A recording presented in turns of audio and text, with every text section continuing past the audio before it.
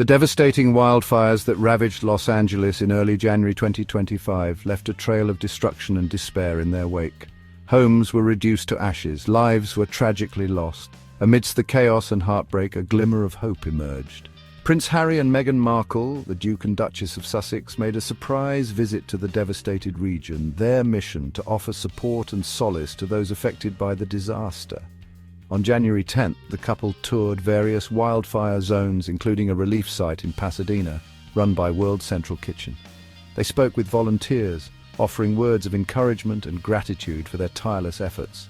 They listened intently to the harrowing stories of evacuees, their faces etched with empathy and concern. Meghan, ever the picture of compassion, was even photographed picking up a discarded plastic bin lid, a small gesture that spoke volumes about her willingness to get her hands dirty.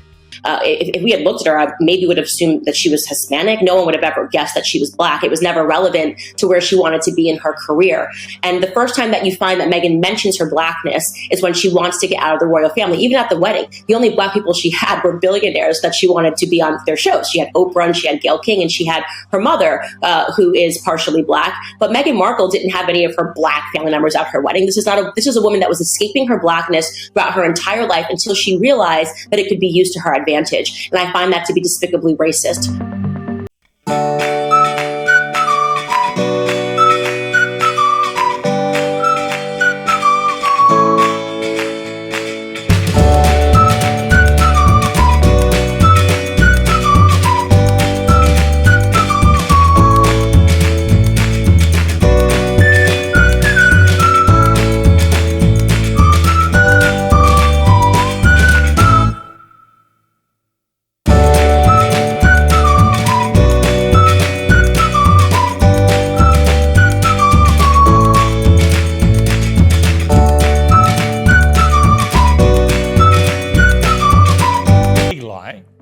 Tallest tale of the lot and the most damaging is, of course, the claim that he and Meghan never accused the royal family of racism. The way the British press reacted to that was fairly typical. Neither of us believe that that comment or that experience or that opinion was based in racism. Their visit was met with mixed reactions. Some lauded the couple for using their platform to shine a light on the plight of those affected by the wildfires. Others, however, questioned the sincerity of their actions, suggesting that the visit was nothing more than a calculated publicity stunt. Among the most vocal critics was conservative commentator Candace Owens, who took to social media to denounce the Sussexes' visit as a blatant attempt to garner positive press. Candace Owens, never one to shy away from controversy, launched a scathing attack on Meghan and Harry via her popular TikTok account. In a video that quickly went viral, Owens accused the couple of being inauthentic ambulance chasers. Really? Yeah, not buying it, I'm afraid. If that's the truth, Harry, why did both of you allow almost 2 years of this kind of coverage? Just the fact that there is, according to both of them, this ongoing blatant racism, not only in the UK tabloid press, but in the family. Meghan spoke about the racism she faced from inside and outside the institution. She said there were concerns about the colour of their son's skin. It suggests that the institution, the people within it, working and as royals, are in some way racist. Her own family thought differently of her. Race isn't a new construct in this world for people of color. So it wasn't a complete surprise to hear her feelings. And just to remind everybody, in December, Harry and Meghan flew to New York to receive an award from the Kennedy Foundation for their, quote, heroic stand against structural racism in the royal family. Think about that for a moment. An award for something they now say they never said. There was no racism. It was the evil British press that made it all up. Well, the inference of those comments to Oprah Winfrey was crystal clear. I'll play the clip again in a moment. The result was emphatic and predictable. Harry and Meghan could have put a stop to this racism charge at any moment in the last 2 years. All it would have taken was a short statement to clarify that's not what they meant, or a few seconds of reflection in any one of their many hours of podcasts, documentaries, more interested in bolstering their own image than in providing meaningful assistance to those in need. "Where's the check?" Owens demanded, her voice dripping with disdain. "Where's the substantial donation to actually help these people rebuild their lives?" Owens's criticism struck a chord with many who shared her skepticism about the Sussexes' motives.